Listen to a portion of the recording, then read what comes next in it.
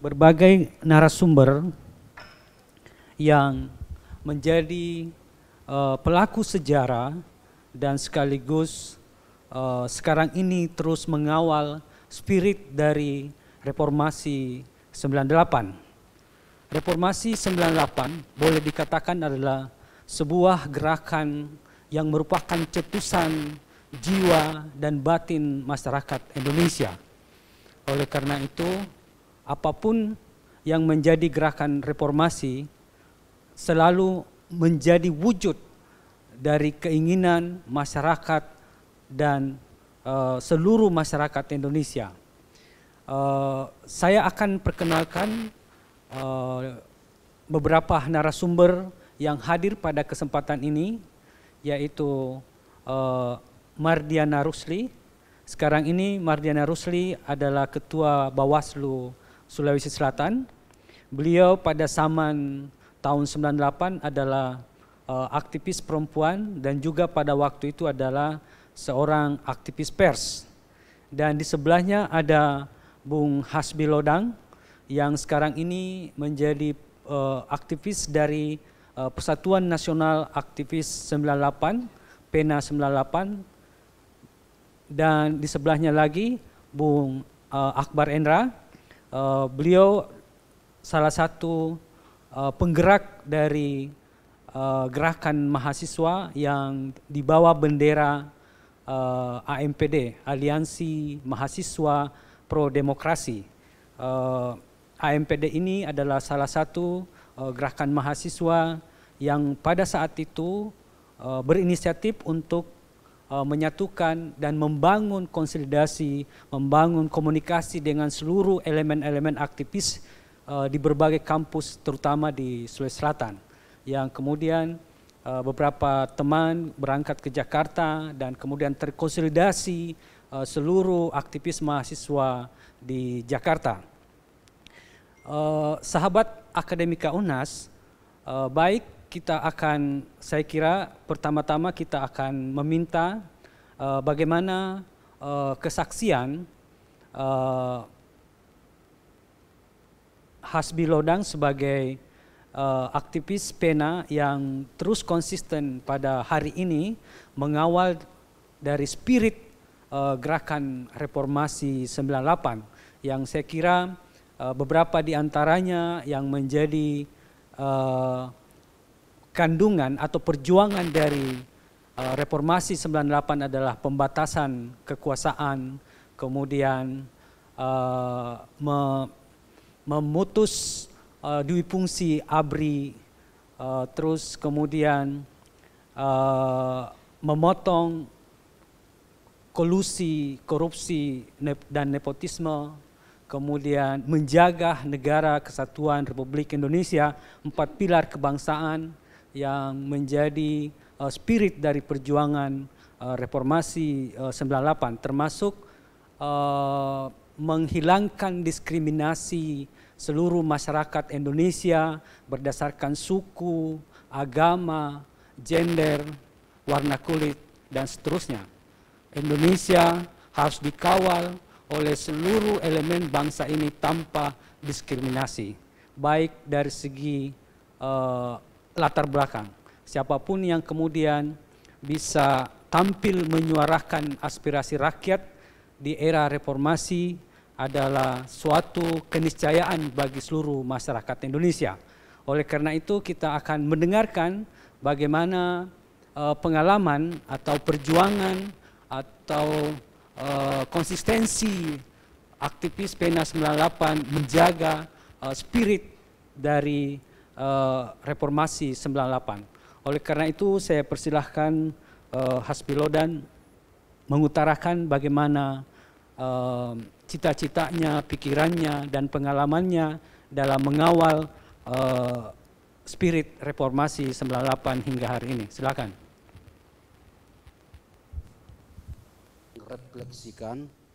Merefleksikan reformasi 98. Merefleksikan, refleksi artinya kembali merenungi, kembali mengingat kalau kita mau kembali mengingat, kembali merenungi, apa sih yang terjadi ketika itu? Suasana batin apa yang terjadi ketika itu? Yang jelas, seingat saya bahwa akumulasi kejengkelan, kemarahan yang luar biasa dari seluruh elemen rakyat Indonesia ketika itu sudah sangat memuncak dan dibuktikan dengan jatuhnya rezim Orde Baru pada tahun 1998. Selamat datang kawan UKI. Nah, apa yang menjadi harapan dan cita-cita kita? Dalam perjalanan reformasi, tentu itu bukan satu hal langkah yang mudah. Kita mesti selalu mengkonsolidasikan dengan teman-teman kita, dengan beberapa kampus. Kita berusaha untuk memberikan pemahaman, memberikan pengertian, sehingga ketika itu kami mencoba untuk membentuk kelompok-kelompok diskusi yang memang muncul dari kesadaran bersama terhadap apa yang terjadi ketika itu. Kita semua tahu bahwa Orde Baru memberikan ruang yang luar biasa terhadap terjadinya kolusi, korupsi, dan nepotisme, kekerasan, pelanggaran HAM di mana-mana. Nah, itulah yang membuat kami bersama elemen mahasiswa, kalau saya bicara skup di Makassar, berbicara di Makassar, di mana saya bersama ketika itu ada Kak Isradi, kemudian ada beberapa kampus, ada Akbar Endra misalnya, kemudian teman-teman yang lain bersepakat untuk membentuk yang namanya Aliansi Mahasiswa Pro Demokrasi. Ini memang kelompok kecil, tapi dengan kelompok ini, kelompok diskusi ini yang tiap malam kita selalu melakukan kajian, kita selalu melakukan evaluasi terhadap jalannya pemerintahan ketika itu. Ternyata kita mengambil kesimpulan bahwa kita harus melawan. Orde Baru harus ditumbangkan ketika itu. Nah, puncaknya pada tahun 1998, puncaknya maka tumbanglah Orde Baru. Saya tidak terlalu banyak untuk mengungkapkan hal itu. Yang jelas bahwa buah dari reformasi itu adalah dengan lahirnya lembaga-lembaga misalnya KPK, kemudian lahirnya beberapa partai di mana ketika itu hanya dibatasi 3 partai. Nah, setelah reformasi semua bebas. Kebebasan berpendapat, kebebasan berekspresi, kebebasan untuk menyampaikan kritikan terhadap penguasa itu sangat terbuka. Nah, itu harus dijaga. Nah, ada juga yang ditekankan tadi oleh kawan Supratman ya. Misalnya apa yang menjadi agenda kita ke depan? Ya, yang menjadi agenda kita ke depan adalah senantiasa mengawal reformasi, mengawal apa yang menjadi cita-cita perjuangan gerakan mahasiswa Indonesia. Ini sedikit ya, saya tidak bermaksud untuk masuk dalam perbincangan politik praktis. Yang jelas kita akan masuk dalam momentum politik. Itu artinya bahwa disitulah saya meminta untuk betul-betul memahami sejarah, bahwa yang perlu kita jaga adalah bagaimana kita betul-betul menjaga NKRI, menjaga Pancasila, kebinekaan tanpa diskriminasi, dan menjaga Undang-Undang Dasar 1945. Artinya harapan kita pemimpin ke depan adalah pemimpin yang tidak berasal dari latar belakang yang seringkali menggunakan isu atau mempolitisasi agama atau tidak syarat dengan kekerasan. Itu menurut saya. Dan saya pikir Ana juga sepakat, kawan Akbar Endra, karena saya tahu Akbar Endra ketika melakukan aksi reformasi ketika itu, setelah dia melakukan orasi, dia ditikam oleh oknum yang tak bertanggung jawab. Dan dia pernah ditangkap, ditahan di Bakorsa Nasda ketika itu. Dan saya tahu bahwa dia disiksa ketika itu. Dan nanti dia akan memberikan kesaksian. Tolong betul-betul dijelaskan dengan jelas, terang benderang bagaimana ketika itu Orde Baru, rezim Orde Baru begitu keras, begitu tidak melihat soal HAM. Mungkin itu dari saya, Supa.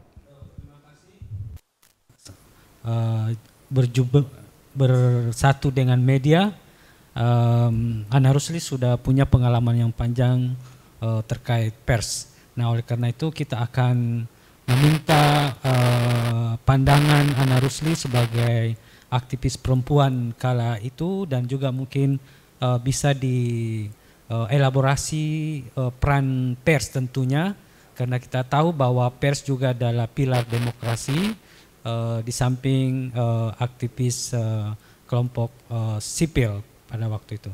Silahkan Bu Mardiana Rusli. Ya, terima kasih Pak Hos yang keren banget, dan juga para narasumber, ada Kak Akbar, ada Kak Asbi, dan kawan Uki yang hadir di sini. Kita refleksi ya. Refleksi ini adalah mengingatkan kembali tentang komitmen kita terkait dengan agenda reformasi, dan ini menjadi kontemplasi kita untuk merajuk agenda strategis untuk masa depan.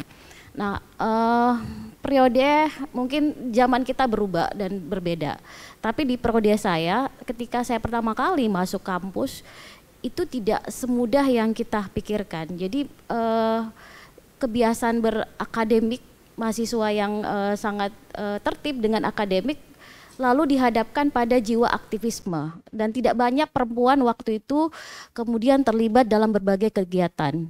Setahun setelah menjadi mahasiswa, ada satu peristiwa yang penting, ini merubah pandangan saya terhadap bahwa aktivis itu tidak hanya pada ruang kampus, tapi bagaimana membangun gerakan sosial. Di waktu itu 96, karena saya berada dalam dua peristiwa penting. Ketika saya mahasiswa, waktu itu adalah 96 kejadian April Makassar berdarah, penyerangan kampus UMI itu oleh TNI Polri. Sebenarnya cikal bakal dari serangan TNI Polri ke kampus itu adalah gerakan mahasiswa yang menuntut penurunan kebijakan kenaikan tarif angkot yang dikeluarkan oleh wali kota waktu itu. Jadi kalau dulu uang dari 300 menjadi 500, kemudian kita harus membayar 200 rupiah, mungkin nilainya sangat kecil untuk saat ini. Tetapi dalam situasi reses waktu itu, krisis ekonomi, menyadarkan mahasiswa perlu ada satu gerakan yang mengingatkan pada pemerintah. Lalu gerakan ini kemudian berekskalasi yang cukup tinggi di kampus UMI. Jadi ada situasi demonstrasi, menutup jalan, kemudian membakar ban. Jadi itu satu ciri khas tersendiri juga ya kalau di UMI. Lalu tiba-tiba ada serangan dalam kampus. Nah, disitulah kemudian lahir pikiran bahwa situasi seperti ini akan kita hadapkan di masa-masa mendatang. Sehingga memang komitmen saya pada waktu itu, setelah pasca itu kemudian sering turun ke jalan, masuk dalam dunia aktivis pers mahasiswa, ngeliputan beberapa aktivis, bahkan ketemu dengan Kak Akbar Endra di jalanan. Memang sejarah ini tidak bisa dihapus. Soal gerakan dan kualitas kita itu ada ukurannya, tetapi keterlibatan kita dalam proses itu tidak bisa ditapikan. Nah, tantangan saya secara pribadi adalah perempuan itu tidak begitu senang dengan dunia aktivis kampus yang menurut mereka itu akan berdampak secara pribadi. Dampaknya apa? Harmonisasi keluarga kita akan terganggu. Yang kedua adalah kita akan menggadaikan nilai-nilai akademik kita. kita mungkin akan menghadapi situasi antara menjadi aktivis dan murni akademik. Bisa jadi kuliah kita panjang. Saya sampai 6 tahun baru bisa selesai akademik. Tapi apa yang menjadi bibitnya di masa mendatang ini menjadi cikal bakal kita untuk masuk berekspansi pada ruang politik, ruang publik yang lainnya. Kemudian setelah saya jadi setelah selesai mahasiswa, saya kebetulan sebelum selesai mahasiswa saya masuk dalam dunia jurnalis.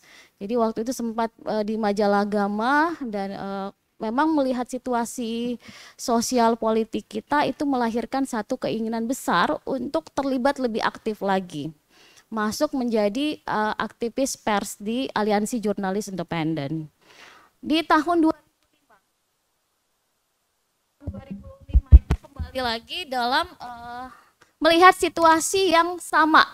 Jadi 2005 itu terjadi lagi penyerangan kampus di UMI. Tapi kali itu bukan TNI Polri, tapi Polri ya, karena juga adanya gerakan aksi mahasiswa untuk menuntut, pada waktu itu sebenarnya ada 2, pembebasan kawannya yang dalam situasi politik di KPU, kemudian lari ke depan kampus, demonstrasi. Ada juga waktu itu penuntut pembebasan Abu Bakar Basir. Tiba-tiba situasi yang sebenarnya sangat landai jadi memanas. Jadi mahasiswa lari ke dalam kampus, kemudian ada Polri yang menyerang waktu itu. Dan posisi saya sebagai jurnalis. Tapi walaupun saya bertugas sebagai jurnalis, saya juga langsung terpancing untuk menghalau kawan-kawan mahasiswa.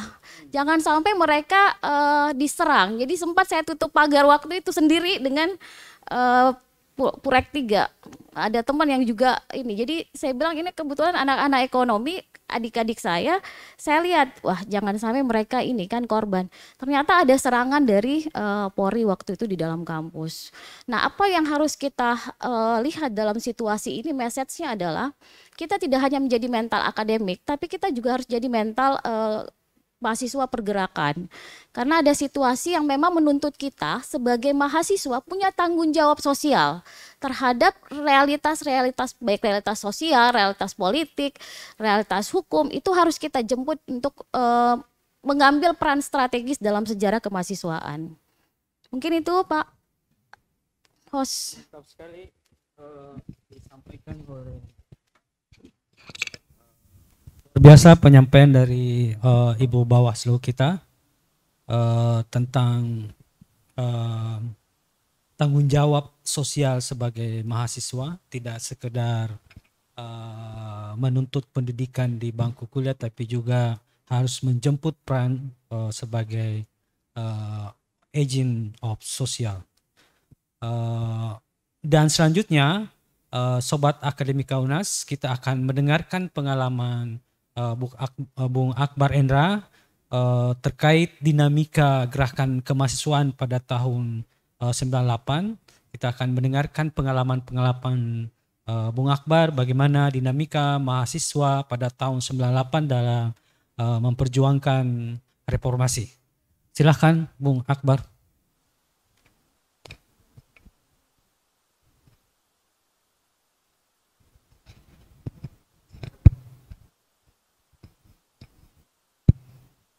Terima kasih kawan Supa Atakna, Dr. Supratman. Saya merasa tersanjung, merasa terhormat bisa hadir di panggung UNHAS TV.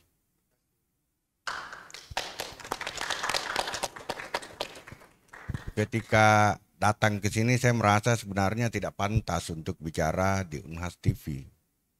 Tetapi saya mau cerita sedikit tentang saya dan UNHAS.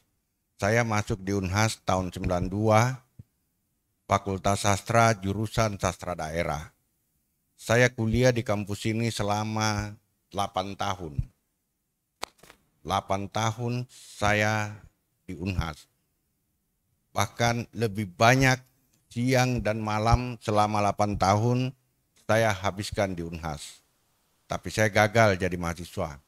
Tahun 2000 saya di DO di UNHAS setelah rezim berganti. Saya keluar dari UNHAS tanpa ijazah. Kenapa 8 tahun saya kuliah di Unhas, siang dan malam saya lalui di Unhas, tapi saya keluar di Unhas tanpa ijazah. Namun sampai hari ini saya bangga pernah 8 tahun di Unhas. Kenapa saya bangga?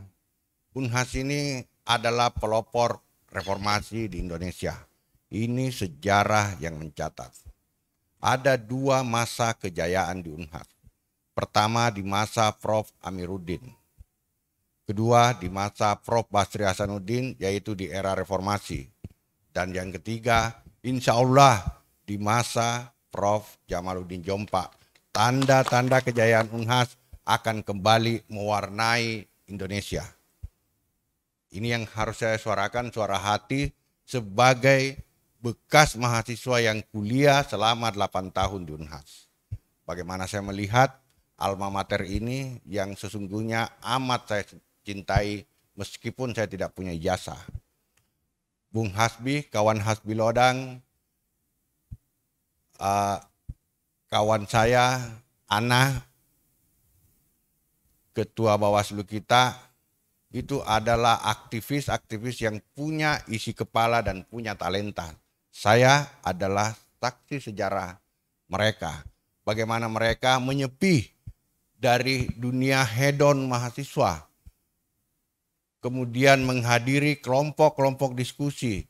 Berdiskusi, berbicara, membangun dialektika tentang bagaimana bangsa Indonesia menjadi bangsa yang demokratis.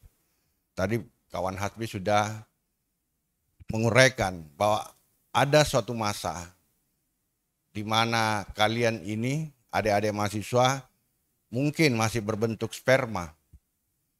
Masa itu adalah masa di mana bangsa ini tidak memiliki kebebasan.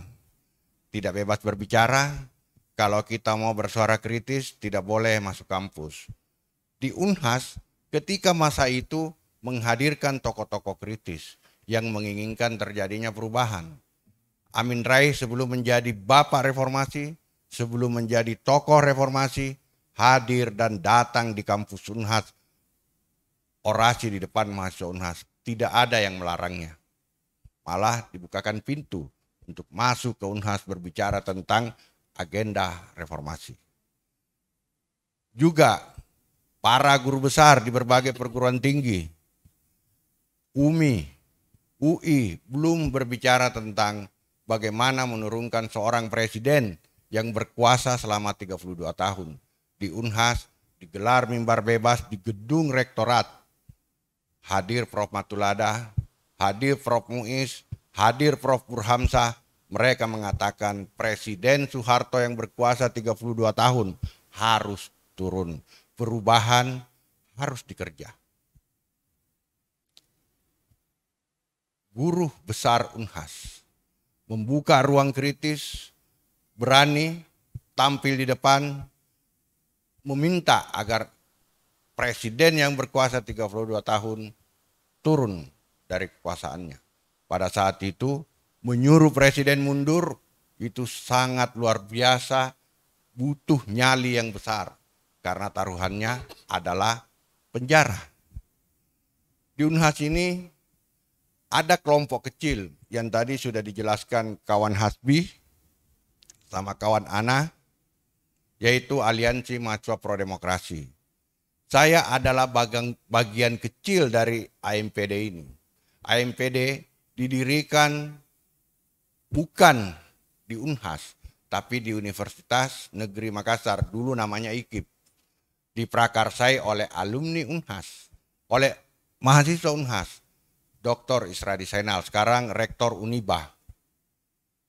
Dr. Isradi Zainal inilah yang menginisiasi terbentuknya AMPD, forum diskusi ketika itu, diinisiasi di kampus UNM atau IKIP Ujung Pandang. Kenapa diinisiasi di IKIP? Saya suatu ketika bertanya kepada kawan Isradi, kenapa AMPD dibikin di IKIP bukan di Unhas? Isradi mengatakan bahwa gerakan mahasiswa itu kiblatnya di Unhas, tetapi Unhas tidak bisa bergerak sendiri, harus ikut serta bersama dengan kawan-kawan di perguruan tinggi lain, di IKIP, di UIN, di UMI, maka kami sering keluar masuk kampus, menggelar kegiatan-kegiatan diskusi, membahas tentang agenda perubahan. Nah, adik-adik mahasiswa yang saya lihat ini, wajah anak Unhas ini, jujur saya bilang, sama gagahnya dan sama cantiknya dengan mahasiswa dan mahasiswi Unhas tahun 98. Sama gagah dan cantiknya dengan Ana pada tahun 98, 25 tahun silam. Begitu Bu Ana ya? Nah, apa agenda reformasi yang sesungguhnya? Dulu kita tidak punya kebebasan berbicara. Dulu kita tidak punya kebebasan pers. Daya kritis mahasiswa, daya kritis kaum intelektual, daya kritis masyarakat dibungkam. Dilarang mereka berbicara mengkritik kekuasaan.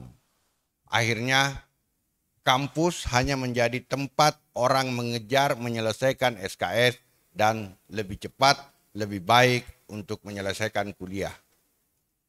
Setelah itu di wisuda pulang ke kampungnya, bawa foto wisudanya pakai toga, dan kemudian pusing, bingung mencari kerja. Ada teman saya, teman kuliah saya, dulu IPK-nya tinggi, 4,0, Pak Hasbi. Beberapa hari yang lalu, saya tidak mau sebut namanya, ketemu dengan saya di warkop. Belum punya pekerjaan. Sarjana. Ada teman saya, aktivis mahasiswa,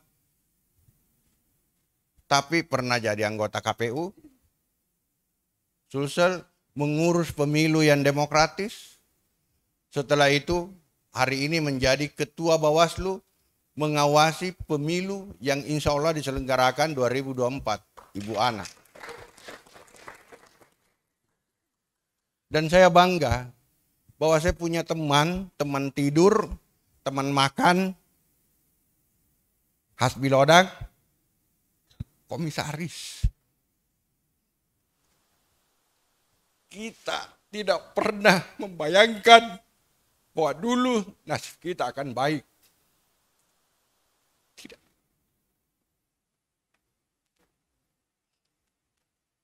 (25 tahun). 25 tahun lalu, saya tidak pernah bayangkan Ana jadi komisioner KPU. Ana jadi ketua Waslu. Tidak. Saya tidak bayangkan Hasbi lalu komisaris 4 tahun di PTPN, sekarang di Pelindo Daya Sejahtera. Saya tidak pernah membayangkan saya terpilih menjadi anggota DPRD 2 periode meskipun kabupaten. Tidak. Kenapa? Karena dulu mau ceramah di HMI saja saya diusir. Akbar tidak boleh ceramah di sini karena tidak ikut ospek. Akbar tidak boleh jadi pengurus himpunan karena tidak ikut ospek. Saya tidak ikut ospek karena saya disuruh makan tanah sama senior saya melawan. Bahwa ini tidak adil, ini penindasan, ini melanggar HAM, masa tanah saya harus makan? Terlalu kejam ketika itu menurut saya. Saya berontak dan saya tidak ikut ospek. Saya tidak boleh jadi pengurus himpunan. Selama saya di Unhas, saya tidak pernah jadi pengurus senat. Saya tidak pernah jadi pengurus himpunan. Saya hanya menjadi anggota dan oleh Isradi sempat diamanahkan menjadi koordinator AMPD. Saya tidak punya pengalaman berorganisasi di kampus. Kalau saya tulis kurikulum vitae waktu saya jadi caleg, pengalaman organisasi hanya satu. AMPD dan pernah basic training di HMI, hanya itu. Tidak ada yang lain. Sekarang kalau saya tulis pekerjaan saya, mantan anggota DPRD pengalaman pekerjaan 2 periode 10 tahun. Pekerjaan hari ini Komisaris Utama PT Menit Indonesia Cerdas. Saya tidak pernah melamar kerja, tapi saya membuka lapangan kerja. Saya selalu terinspirasi dengan narasi-narasi aktivis pada saat berdiskusi. Kita harus jadi generasi yang bukan generasi pencari kerja karena ijazah, bukan generasi pencari kerja yang pulang bawa toga, tapi kita pulang ke kampung kita, kita kembali ke rumah kita dari kampus membawa idealisme. Itu yang saya pelihara. Dan itulah yang membentuk saya hari ini. Alhamdulillah, saya tidak pantas ceramah di depan adik-adik. Tetapi ada sesuatu yang ingin saya katakan. Bahwa mahasiswa harus berani mengawal, harus punya nyali mengawal agenda reformasi. Agenda reformasi yang kami perjuangkan dulu, yang tadi diceritakan Hasbi, yang Anah ceritakan bagaimana dia meninggalkan bangku kuliah, berdarah-darah, berkeringat di bawah terik matahari, turun di jalan bersama mahasiswa menuntut, turunkan tarif angkot, ubah nama Ujung Pandang menjadi Makassar. Saya saksi sejarah, inilah mereka yang berjuang, yang menggagas ide-ide itu. Alhamdulillah, Anda sekarang tidak lagi bilang Ujung Pandang, tapi bilang Makassar. Harga diri Makassar akhirnya kembali menjadi nama ibu kota Sulawesi Selatan. Itu perjuangan teman-teman, perjuangan Ana, perjuangan Hasbi, perjuangan teman-teman AMPD dan perjuangan anak Unhas. Itu. Coba bayangkan bagaimana mereka diancam. Dulu kita diinteli, kemana pergi diinteli. Suatu ketika saya demonstrasi sama Hasbi. Saya cerita sedikit Pak supaya. Saya demonstrasi dengan Hasbi. Pulang demonstrasi di kantor LBH, Jalan Veteran. Saya ditanya seorang pria yang kekar badannya. Kau yang suruh, kau yang bicara HAM, yang meminta pertanggungjawaban Panglima Kodam terhadap meninggalnya 3 mahasiswa UMI. Karena mereka turun demo meminta tarif angkot diturunkan. Yang Ana tadi singgung. Saya belum menjawab, sangkur bayonet melayang ke dada saya. Untung saya pernah latihan karate waktu SD. Minggir-minggir sedikit, bukan jantung yang kena, tapi lengan. Sampai hari ini masih ada bekasnya. Sangkur. Saya pingsan di kantor LBH, nyaris pingsan, lalu dibawa ke rumah sakit pun diteror. Dan akhirnya saya dibawa bersembunyi di goa, di rumah Direktur LBH Nasiruddin Pasigai. Apakah ini selesai? Tidak. Suatu waktu saya diajak teman-teman AMPD tidak boleh hanya bergerak di Makassar, kita harus ke Jakarta. Maka saya ke Jakarta bersama Hasbi dan beberapa lagi aktivis AMPD. Kami hadir di panggung PDI Promega. Bukan kami membela PDI, tapi kami membela demokrasi. Saat itu Megawati disolimi. Partainya diobok-obok, dikudeta oleh Orde Baru. Hanya kami AMPD satu-satunya mahasiswa di seluruh Indonesia yang tampil di panggung di hadapan ratusan ribu massa pro-demokrasi menyampaikan protes dan sekaligus meminta Soeharto mundur. Yang kemudian meledaklah kasus 27 Juli. Kami pun tidak selesai di situ, tidak sekedar orasi. Resikonya ternyata besar. Kami dituduh provokator sehingga terjadi peristiwa 27 Juli. Nama kami beredar di aparat keamanan sebagai provokator. Pulang kampus Unhas, kami difitnah. Beredar pamflet-pamflet, beredar muncul di koran-koran bahwa kami adalah kader komunis. Tetapi takutkah kita ketika itu? Jawabannya tidak. Kita pasrah. Seromain proses terjadi pada diri kita. Pada aktivis-aktivis 98, 25 tahun silam. Apa itu seromain proses? Seromain proses adalah kepasrahan tingkat tinggi. Bahwa nasib saya, rezeki saya di masa akan datang, saya gantungkan kepada Tuhan, bukan kepada manusia. Itu yang itu idealisme kami. Nasib kami sebagai mahasiswa hari itu 25 tahun silam bukan manusia yang atur, bukan presiden yang tentukan, bukan gubernur yang tentukan, bukan bupati, bukan rektor, tapi adalah Tuhan. Kita pasrah.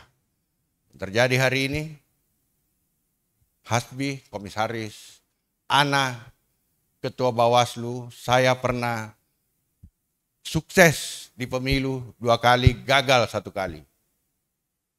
Saya kira ini yang saya sampaikan kepada adik-adik mahasiswa, merefleksi 25 tahun silam, refleksi semangat dan idealismenya. Itu yang harus kita bangun. Jangan pernah kita ragu dengan masa depan kita. Jangan pernah kita berkata, takut berkata benar. Kulil haqqu walau kana murra. Katakan yang benar sekalipun itu pahit. Inilah semangat yang selalu kami pegang teguh saat itu. Karena banyak kebenaran yang kita tahu, tapi kita tidak punya nyali untuk mengucapkannya atau menyampaikannya atau memperjuangkannya, maka sama dengan kita menjadi bangsa yang Muhtar Lubis tulis dalam bukunya Manusia Indonesia. Salah satu ciri manusia Indonesia adalah hipokrit alias munafik. Pak Supa, terima kasih. Unhas TV sangat luar biasa, 25 tahun kita mereview perjalanan reformasi kita. Reformasi bukan akhir, tapi masih ada capaian yang lebih tinggi yang ingin kita capai, yaitu bangsa ini berdemokrasi secara elegan dan Unhas akan jaya. Orang bilang pernah ke Unhas jaya? Pernah. Bisa ke Unhas jaya? Bisa. Apa buktinya Unhas pernah jaya? Basri Hasanuddin, rektor di masa reformasi, jadi menteri, bahkan jadi Menko, lalu jadi dubes. Kadernya adalah Supa Atana. Kita juga harus punya mimpi bahwa rektor kita hari ini, tempat kita 25 tahun merefleksi reformasi, insya Allah siapapun presidennya, Unhas harus ikut mengurus bangsa ini.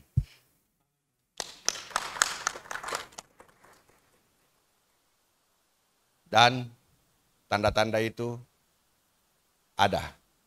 Terima kasih Pak Supa. Terima kasih Akbar atas kesaksiannya tentang dinamika reformasi pada tahun 98. Sobat Akademika Unhas, kita ada satu panelis lagi, beliau mahasiswa setelah reformasi, ya, setelah 98. Beliau sekarang ini aktif di lembaga bantuan hukum, ya, Muhammad Ismail, tapi lebih keren dipanggil dengan Uki. Kita akan mendengarkan bagaimana kesaksian dia sebagai mahasiswa pasca reformasi melihat kejadian pada tahun-tahun reformasi tersebut. Silakan Bang Uki. Assalamualaikum warahmatullahi wabarakatuh dan selamat pagi kawan-kawan sekalian. Pertama saya ucapkan kepada Kak Supa ya, dan juga kepada senior-senior saya yang sudah memberi kesempatan. Mungkin bukan memberi tanggapan atau ini, tapi mungkin saya memberikan gambaran terkait dengan tentu sesuai dengan kacamata kami, generasi yang tentu menikmati hasil dari perjuangan apa yang dilakukan oleh generasinya Kak Akbar, Kak Hasbi, Kak Ana, Kak Supa juga. Ya tentu kami generasi dan kita semua teman-teman yang ada di sini tentu generasi yang cukup beruntung sebenarnya juga. Beruntungnya karena bisa menikmati kebebasan secara plong, tanpa ada intimidasi, rasa ketakutan dan sebagainya. Tadi kita dengarkan bagaimana hidup di zaman otoriter rezim Orde Baru. Seorang mahasiswa mau berdiskusi saja bisa dibubarkan. Mau keluar, Kak Akbar tadi menceritakan betapa dirinya mendapat teror dan bahkan terornya langsung, ancamannya langsung. Tapi mereka orang-orang beruntung menurut saya. Kenapa? Pertama, mereka Kak Ana, Kak Hasbi, Kak Akbar dan juga teman-teman segenerasinya orang-orang yang beruntung. Kenapa mereka beruntung bisa melalui satu fase sejarah bangsa kita dan membuat kita keluar dari situasi yang sangat tidak ideal ya, sangat terkekang. Saya tidak bisa membayangkan, saya orang yang berinteraksi mungkin karena membaca buku menurut saya tidak cukup waktu itu saat kuliah 2011 saya masuk di UNHAS ini. Saya kemudian beruntung juga bertemu dengan Kak Akbar, Kak Hasbi dan generasi mereka dan bisa bercerita langsung. Terus saya juga ketemu dengan salah satu saksi di mana mereka sering berkumpul. Itu di depan Losari ada taman di depan Rotterdam, itu ada Pak Ali Amin. Pak Ali Amin itu banyak tahu dan tentu Kak Akbar, Kak Hasbi tahu orang ini. Saya banyak menggali juga bagaimana kemudian peristiwa demi peristiwa didiskusikan oleh mereka. Kedua, keberuntungan mereka itu mereka beruntung bisa mencatatkan diri dalam sejarah perjalanan bangsa ini. Jadi mungkin agak berbeda dengan kita. Kita punya tantangan yang tentu karena sudah bebas, tentu tantangan kita tidak banyak sehingga juga itu berpengaruh tentu sama bagaimana kita kemudian melalui satu proses perjalanan khususnya saat bermahasiswa. Nah, saya mau masuk pada mungkin saya tidak menanggapi jauh, tapi saya mau coba melihat melalui kacamata saya sebagai generasi yang menikmati perjuangan mereka, generasi 98 ini dan generasi sebelumnya. Kalau kita melihat misalnya reformasi itu punya kira-kira 6 agenda penting yang harus dituntaskan. Pertama itu bagaimana rezim Soeharto dan kroni ini itu diadili. Diadili maksudnya bagaimana kemudian selama mereka berkuasa sebagai satu rezim itu bisa dituntaskan termasuk pelanggaran HAM yang terjadi. Sebab di 32 tahun berkuasanya Orde Baru itu banyak sekali korban jiwa, baik secara langsung maupun tidak langsung karena kebijakan yang dibuat. Termasuk teman-teman, kenapa mereka tadi saya katakan beruntung karena masih selamat sampai hari ini. Karena banyak tentu kita terus mengirimkan doa, banyak sekali dari mereka yang sampai hari ini tidak ditahu di mana. Terjadi penghilangan paksa 97, 98, kemudian ada banyak penembakan termasuk di Makassar, di UMI, peristiwa Marah, tadi disebutkan ada 3 orang mahasiswa. Yang saya tidak tahu hari ini juga yang jadi mungkin jadi tantangan ke depan. Saya masih dapat peringatan-peringatan bagaimana memperingati amarah peristiwa reformasi di UMI, perjuangan teman-teman. April Makassar berdarah, masih banyak diskursus yang saya dapat di tahun-tahun 2011 selama saya kuliah. Tapi mungkin belakang ini ada perubahan. Makanya saya pikir penting diskusi ini untuk teman-teman yang mahasiswa yang baru atau mahasiswa yang di generasi milenial ini juga coba melihat ke belakang kembali, karena ini sangat penting untuk melihat fase perubahan bangsa kita. Kedua, selain tadi adili itu tentu adalah satu perjuangan butuh dorongan yang sangat penting untuk bagaimana menyelesaikan persoalan yang ditinggalkan oleh Soeharto. Kenapa amanah pertamanya itu adili Soeharto dan kroni-kroninya, termasuk pelanggaran HAM masa lalu. Yang kalau kita lihat sampai hari ini sebenarnya sudah ada upaya dari rezim ke rezim pemerintah, walaupun memang ada satu tantangan kalau menurut saya itu karena tidak terjadinya clearing rezim saat itu membuat politik hukum yang ada ini untuk penyelesaian kasus-kasus itu terhambat. Terakhir Presiden Jokowi itu kemudian karena ada hambatan-hambatan di proses yudisial, kemudian muncul ada satu perpres yang diterbitkan oleh Presiden Jokowi itu Perpres soal penyelesaian pelanggaran HAM masa lalu melalui mekanisme non yudisial. Nah ini kan juga jadi perdebatan kemudian, kenapa? Karena dianggap bahwa ini di sisi lain ini satu jalan karena ada kemandekan untuk mendorongnya secara yudisial, tapi kemudian ada juga kritikan yang masuk bahwa ini tidak menyelesaikan akar persoalannya, sebab untuk menyelesaikan HAM masa lalu itu harus melalui pertama pengakuan kemudian baru sampai pada proses pemulihan dan sebagainya. Nah, di dalam Perpres itu tentu itu sedikit melompat langsung bicara sampai pada proses reparasi dan sebagainya. Sementara yang diinginkan korban ini kan kebenaran sejarah, karena ini akan berpengaruh juga. Kenapa ini penting? Ini akan berpengaruh terhadap perjalanan bangsa kita kalau ini tidak selesai. Tapi ini tantangan kita tentu, dan juga ini masih menjadi pekerjaan bersama. Terutama saya tentu menganggap bahwa generasi 98 hari ini juga masih terus termasuk tadi penyelesaian itu baru satu. Kemudian yang kedua, amanah reformasi itu yang kedua, amandemen Undang-Undang 19 Undang-Undang Dasar 1945 itu sudah dilakukan, bahkan sudah dua kali di masa Megawati itu sudah dilakukan, sehingga waktu kita tahu pernah ada ribut-ribut soal amandemen untuk mengubah periodisasi presiden, itu kemudian kita lihat kan banyak sekali penolakan karena memang dianggap per hari ini pembatasan kekuasaan itu harus dilakukan, dan 3 periode itu tidak dianggap terlalu lama, sebab 15 tahun berkuasa itu, tapi itu kan dinamika yang terjadi kemudian, tapi itu kemudian tidak berhasil. Diskursus itu lanjut. Kemudian ketiga itu terkait dengan otonomi daerah. Bagaimana mendorong otonomi daerah seluas-luasnya, dan itu sudah dinikmati juga. Per hari ini daerah-daerah sudah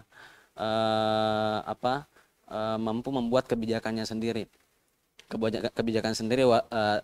Tinggal bagaimana kita kemudian terlibat mengawasi dan mendorong kebijakan-kebijakan yang kemudian berpihak pada kepentingan rakyat. Kemudian selanjutnya saya singkat saja supremasi hukum. Ini saya mau cerita sedikit terkait dengan supremasi hukum. Tadi banyak disinggung soal hak asasi manusia. Memang masuk di era reformasi itu kan ada beberapa produk undang-undang yang lahir termasuk undang-undang HAM. Kemudian ini juga terkait tadi bagaimana penyelesaian HAM masa lalu, dan kemudian melihat ke depan bagaimana negara harusnya membuat produk-produk hukum yang punya perspektif hak asasi manusia, dan dengan mengedepankan hukum itu sebagai rule, tidak lagi seperti Orde Baru yang meletakkan politik itu sebagai panglimanya, kekuasaan menjadi segalanya gitu. Supremasi hukum itu dimaksudkan supaya kekuasaan itu pertama juga dibatasi oleh regulasi, kemudian ada proses sirkulasi kekuasaan, makanya lahir banyak sekali aturan terkait dengan pemilu, partai politik dan sebagainya. Nah, dalam konteks demokrasi juga, saya pikir dari pengorbanan yang diceritakan tadi tentu kita bisa sampai pada yang namanya pemilu langsung. Kemudian lahir kelembagaan, ada KPU, ada Bawaslu, sekarang ada KANA di sana. Kenapa ini penting? Sebab ini bagian dari bagaimana menginstitusikan demokrasi kita secara prosedur. Tapi kan tidak berhenti di situ, sebab demokrasi prosedural itu harus didukung dengan dorongan-dorongan bagaimana penguatan demokrasi yang substansial. Nah, itu ruangnya ada di ruang-ruang diskusi, ada di kampus-kampus. Ini tugas kampus ini. Ada Kasupa sebagai dosen di Unhas. Ini tentu tugas kampus bagaimana membangun atau menjaga iklim kampusnya agar diskursusnya tetap bisa berkembang. Wacana-wacana kritis itu terus berkembang di kalangan mahasiswa, sebab per hari ini kalau saya melihat Kak, sebagai generasi belakangan ini memang ada penurunan geliat di kalangan teman-teman mahasiswa. Ini mungkin karena ada tantangan juga, ada faktor eksternal di mana perkembangan teknologi itu sangat pesat,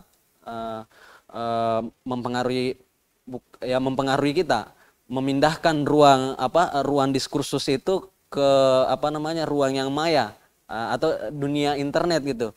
Dan tentu itu punya apa namanya, punya dua sisi, ibarat dua sisi mata uang yang punya bisa saja apa namanya menjadi lebih baik, bisa juga menjadi lebih buruk.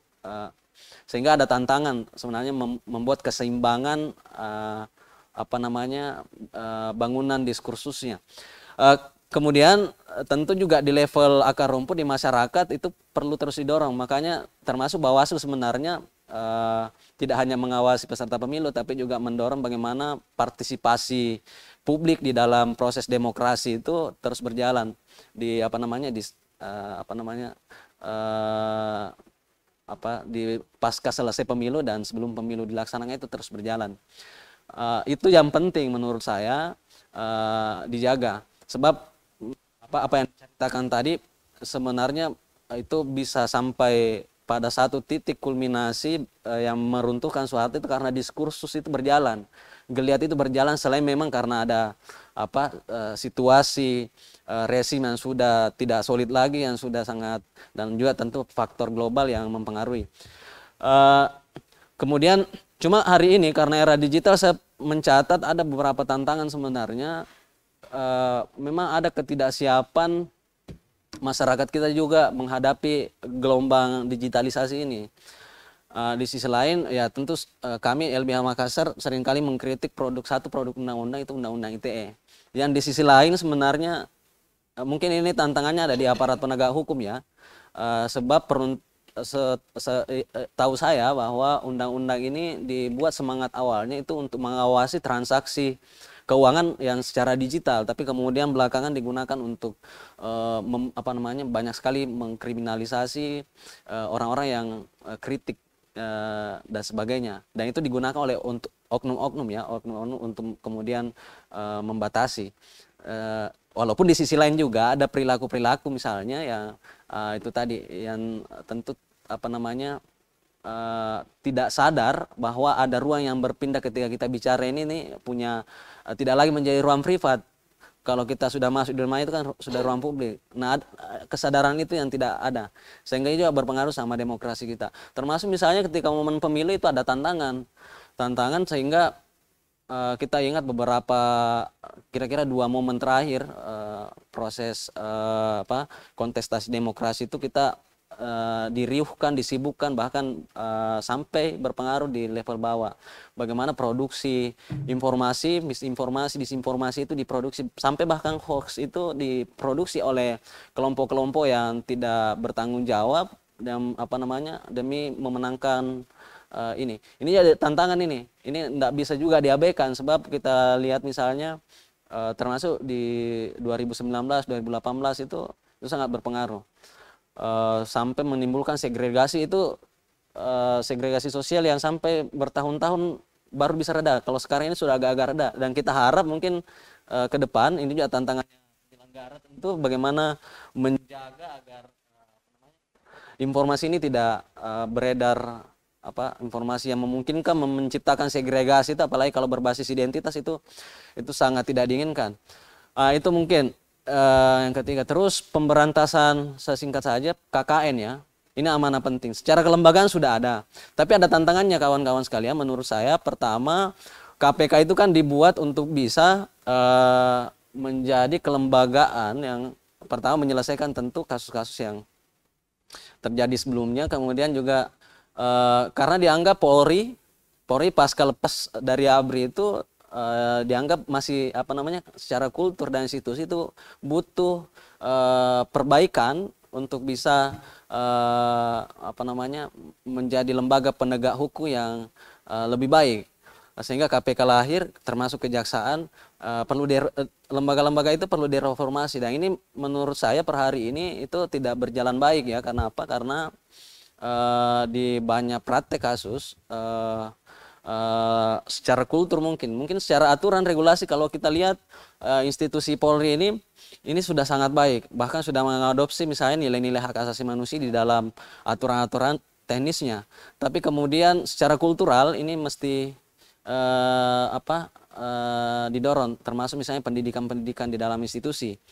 Sehingga ke depan KPK tidak lagi dibutuhkan. Jadi penegakan hukum, korupsi, pencegahan dan penegakan itu kembali ke aparat penegak hukum, sebab kita paham KPK itu kan lembaga ad hoc. Tapi per hari ini menurut saya masih sangat dibutuhkan karena situasi kelembagaan aparat penegak hukum ini belum sesuai dengan apa yang kita kehendaki, sehingga KPK dilahirkan. Cuma memang terakhir banyak sekali kritik soal revisi Undang-Undang KPK ya. KPK, tapi itu saya pikir itu diskursus yang terus akan berkembang. Tapi sebagai satu upaya, ya. Tapi kemudian yang kita hindarkan bagaimana hukum itu di dalam proses penegakannya tidak diintervensi oleh kekuasaan, itu yang kemudian perlu kita hindarkan, sebab ketika hukum mampu diintervensi oleh kekuasaan, itu sama halnya kita kembali pada Orde Baru, sebab praktek-praktek itu kan terjadinya di mungkin itu beberapa catatan. Jadi kalau dari kacamata saya, per hari ini kita masih punya tantangan terkait dengan agenda reformasi. Kita masih punya catatan bagaimana mendorong supremasi hukum itu, masih punya catatan di pemberantasan korupsi. Terakhir ada lagi yang ditangkap menteri, ketua-ketua partai tentu. Tapi ya itulah buat dari reformasi, akhirnya ketua-ketua partai bisa ditangkapi, sekelas menteri bisa ditangkapi. Kalau di Orde Baru kan mereka korupsi ya korupsi berjamaah, tidak ada yang bisa masuk sampai proses hukum. Sehingga kita sebenarnya punya tantangan besar. Saya mau mungkin men-challenge juga kepada kawan-kawannya Kak Hasbi, Kak Akbar, bahwa sebenarnya generasi mereka itu punya satu tanggung jawab penting, itu tanggung jawab generasi. Apa yang saya maksud tanggung jawab generasi? Bagaimana gagasan, ide dan ide perubahan reformasi dan cita-citanya itu bisa diteruskan. Sebab kan ini tidak bisa berhenti. Agenda reformasi itu tidak hanya tanggung jawab mereka. Ini harus diwariskan, ini harus kemudian ditransformasi terus menerus sampai ke generasi teman-teman yang sekarang generasi Z, generasi milenial ya, yang banyak berinteraksi di sosial media. Mungkin itu saja Kak Supa saya tambahkan. Terima kasih. Oke, terima kasih. Akademika UNHAS, di sini juga ada beberapa mahasiswa-mahasiswi yang hadir. Tentu kita akan mendengarkan tanggapan mereka, pendapat mereka, atau saran-saran tentang reformasi atau refleksi reformasi di tahun 2023 ini. Silahkan, mungkin ada dari perwakilan untuk menyampaikan gagasan, ide, atau mau bertanya kepada kakak-kakak yang ada di podium. Silahkan kalau ada. Yang jelas kenapa salah satu alasan UNHAS TV mengadakan diskusi ini, tadi sebagaimana kakak-kakak sampaikan bahwa transformasi ya, agenda reformasi ini harus terus diwariskan, harus terus dijaga, karena reformasi ini adalah spirit masyarakat Indonesia dan juga tujuan dari Negara Kesatuan Republik Indonesia. Nah, oleh karena itu salah satu tujuan kita mengadakan diskusi ini, bagaimana kita selalu mengingatkan bahwa ada sejarah sebelumnya yang telah diperjuangkan dengan berbagai pengorbanan jiwa, raga, dan segalanya untuk NKRI, untuk kemajuan dan kejayaan negara Republik Indonesia. Nah, oleh karena itu urgensi dan alasan untuk mengadakan diskusi ini supaya transformasi agenda reformasi berlanjut hingga generasi ke generasi, tidak berhenti sampai kapanpun, selama negeri dan bangsa ini terus tegak di bumi. Silahkan kalau ada dari teman-teman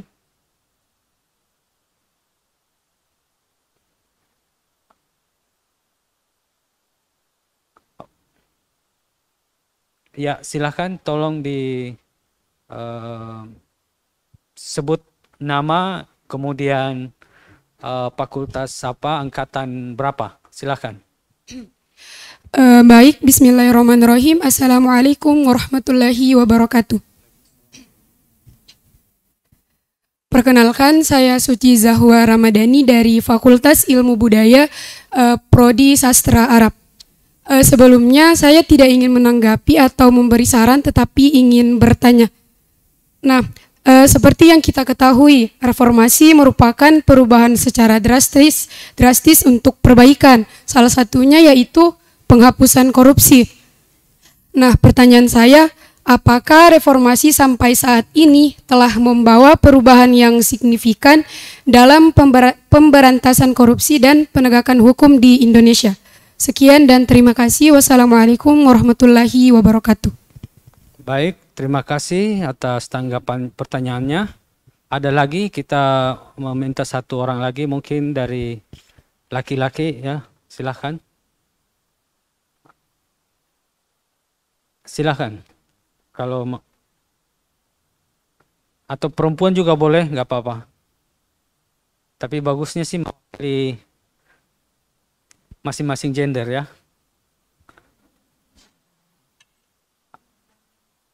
Oke, ada. Silakan. Harus berani, ya, harus berani mengekspresikan diri. Karena salah satu alasan untuk cerdas itu adalah berani. Dan beberapa penyebab orang bodoh adalah ketakutan, ya, takut dan malu bukan pada tempatnya.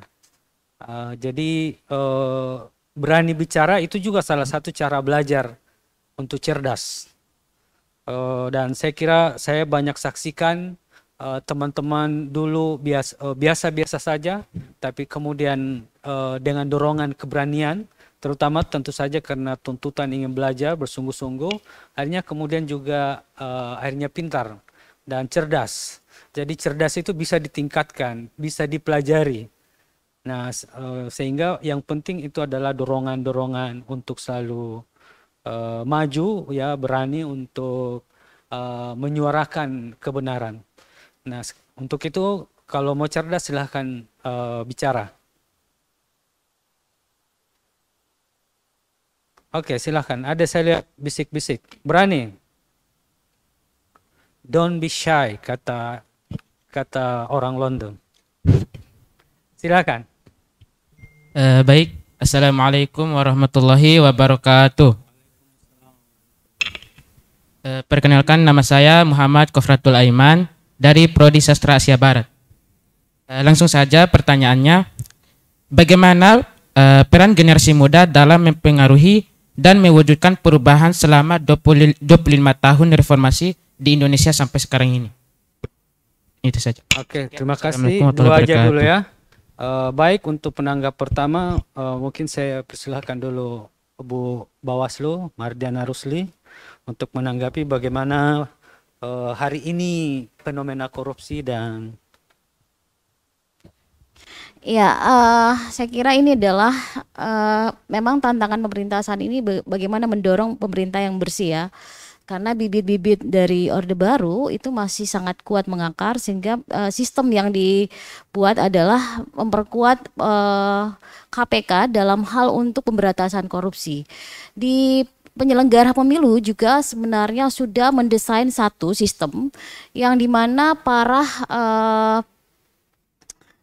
caleg-caleg yang diindikasikan terlibat korupsi dan pernah menjalani satu proses hukuman itu juga didorong untuk tidak ikut kontestasi sebagai bakal calon dalam kompetisi legislatif. Itu yang sebenarnya didorong di 2014, termasuk narapidana dan mereka yang pernah melakukan pelanggaran hak asasi manusia, kemudian apalagi ya, melakukan proses terkait dengan kerusakan lingkungan. Tetapi poin-poin strategis ini kemudian juga dihilangkan karena ada tuntutan dari beberapa para pelaku politik, sehingga itu kemudian diminimalisir dalam situasi. Nah, apa yang kita lakukan dalam transisi politik di situasi pemilihan pemilihan legislatif, presiden dan juga kepala pemerintahan ya. Yang akan kita lakukan adalah bagaimana mengontrol para delegator partai politik yang berkompetisi dalam daerah pemilihan itu bisa dikonsumsi oleh publik. Jadi maksudnya karena ini dalam musim fase pendaftaran bakal calon legislatif ya, sehingga memang teropong kita publik harus melakukan menilai siapa-siapa yang dianggap bagian dari proses pencalekan ini. Nah, kemarin memang situasi sistem yang diberlakukan oleh Komisi KPU sangat menutup ruang informasi terkait dengan Silon ya, di aplikasi Silon, bagaimana caleg-caleg itu sulit diakses untuk profilingnya. Kenapa sebenarnya profiling ini penting? Agar publik bisa terlibat dalam proses perekam jejak, mengetahui rekam jejak dari para kontestan. Nah, bisa jadi dari beberapa caleg itu pernah terlibat terindikasi melakukan korupsi. Nah, atau dia pernah melakukan kejahatan seksual, atau dia pernah melakukan tindak pelanggaran pidana.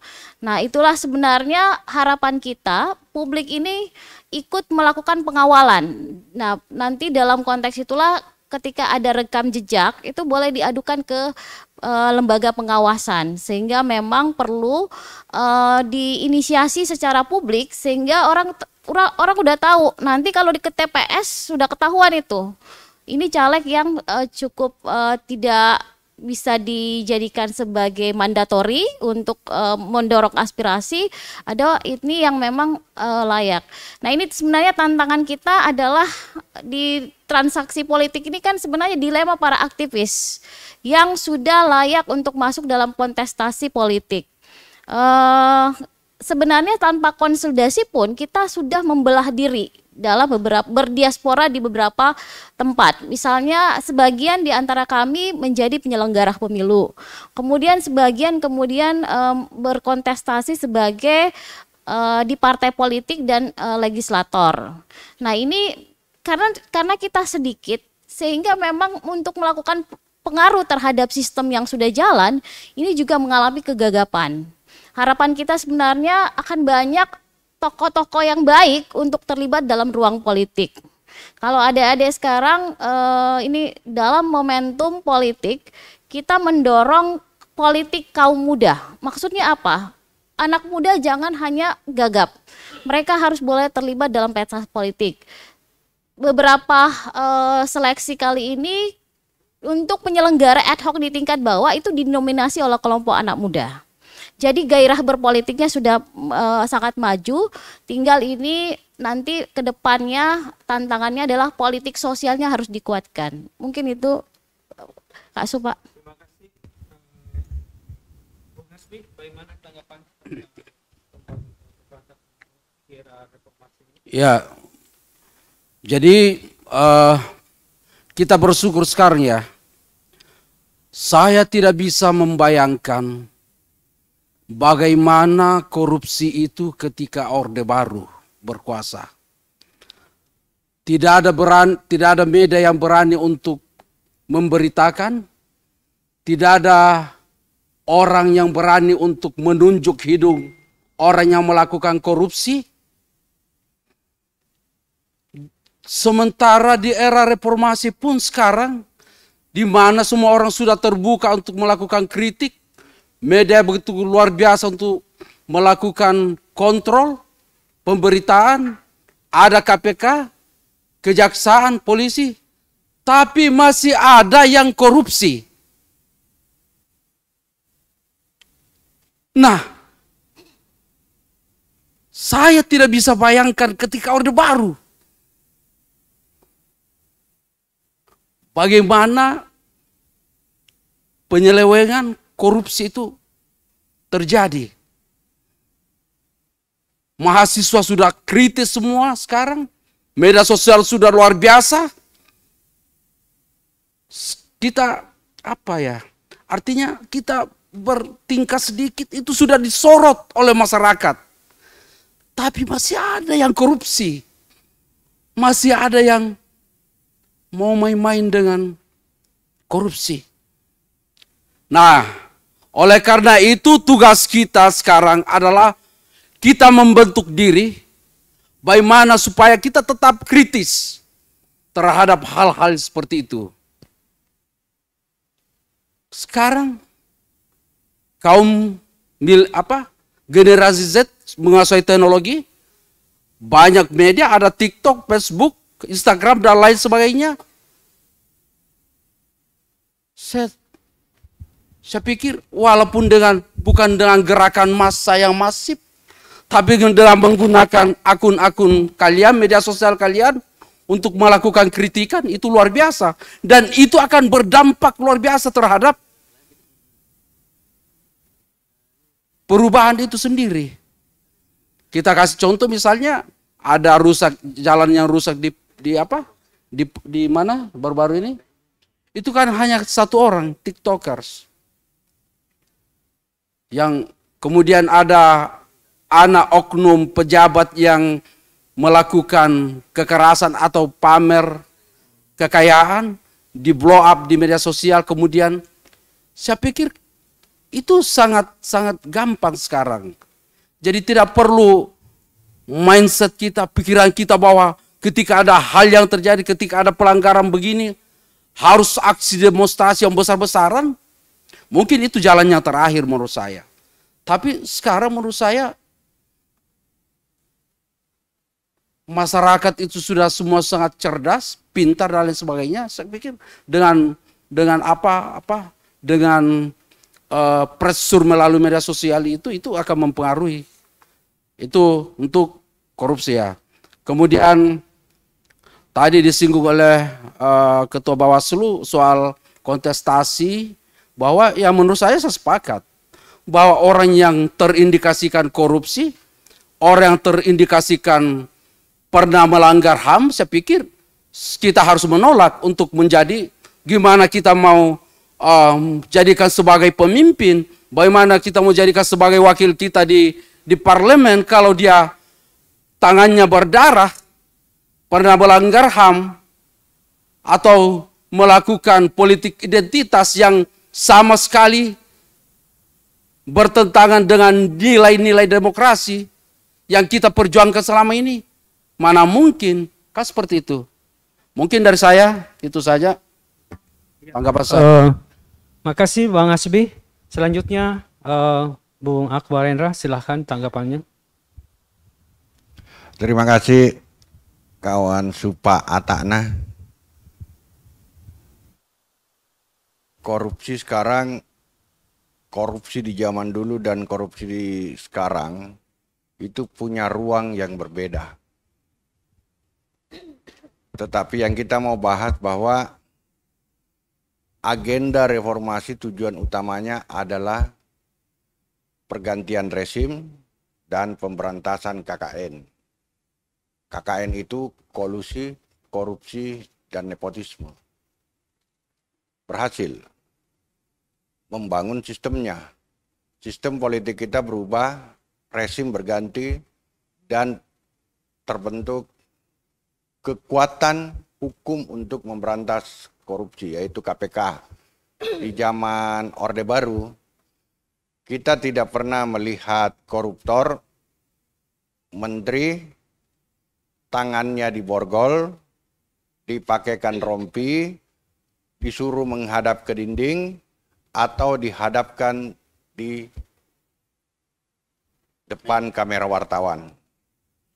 Coba bayangkan, kemarin menteri kita yang beberapa hari lalu kelihatan gagah, kelihatan perkasa, kelihatan mapan dan mewah, tiba-tiba keluar di kantor kejaksaan, tertunduk lesu, pakai rompi tahanan, tangan terborgol. Kejaksaan. Belum lagi kita mungkin adik-adik melihat gubernur kita, bupati, kepala daerah dari seluruh Indonesia, tangannya diborgol, pakai rompi orange, disuruh menghadap dinding, introspeksi diri, dan dipamer di depan kamera wartawan. Apa artinya ini? Bahwa keseriusan, kesungguhan bangsa ini memberantas korupsi itu sudah luar biasa. Kenapa? Karena koruptornya dipermalukan. Coba bayangkan, yang kemarin ini gagah-gagahan tiba-tiba tangan terborgol. Kan bisa menjadi efek jerah. Nah, kalau ini tidak menimbulkan efek jerah, masih terus berlangsung korupsi-korupsi besar, maka tugas adik-adik lah yang kemudian membangun karakter. Kelak kalau jadi pejabat, kelak kalau jadi penyelenggara negara, jangan korup. Saya kira Unhas ini melahirkan banyak tokoh yang berintegritas. Satu-satunya perguruan tinggi di Indonesia Timur yang punya alumni yang besar, ratusan ribu. Dan alhamdulillah punya pengaruh. Alumni Unhas itu pernah memimpin KPK loh. Aktivis juga, aktivis LSM. Pak Abraham Samad jadi ketua KPK, bahkan namanya sempat moncer, nyaris jadi wakil presiden.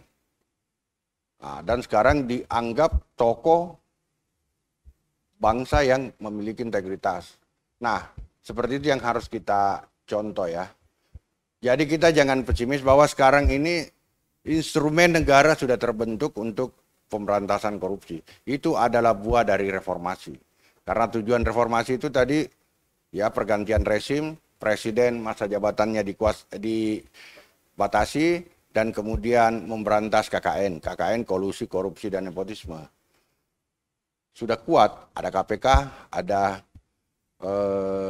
kejaksaan. Nah, kalau mau lebih kuat lagi, mudah-mudahan ada di antara kalian yang nanti akan menjadi komisioner KPK, bisa jadi nanti Pak Ketua LBH Makassar, kita doakan bisa jadi komisioner KPK atau jadi ketua KPK, siapa tahu.